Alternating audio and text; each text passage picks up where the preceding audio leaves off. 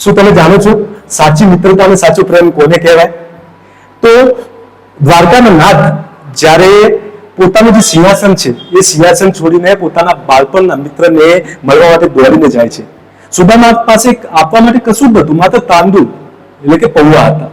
છતાં પણ કૃષ્ણને કોઈની વસ્તુમાં રસ નથી અને કૃષ્ણ માટે એ પૌવા જે છે ને એ 56 ભોગ બરાબર હતા. કેમ કે કૃષ્ણને માત્ર સામા રસ છે, સામેવાળા વ્યક્તિના ભાવમાં. તમે ભગવાનને શું અર્પણ કરો છો એ મહત્વનું નથી, પરંતુ કયા ભાવથી અર્પણ કરો છો ને એ મહત્વનું છે. મિત્રો, સંબંધોમાં ક્યારે પણ હોદ્દો કે સંપત્તિ ન જોશો. શ્રી કૃષ્ણ શીખવે છે કે જ્યાં નિસ્વાર્થ પ્રેમ હોય છે ને ત્યાં ઈશ્વર સાક્ષાત હાજર હોય છે. જો તમારો પ્રેમ પવિત્ર છે ને તો કૃષ્ણ તમારી સાથે જ છે, સાક્ષાત હાજર જ છે. જય શ્રી કૃષ્ણ.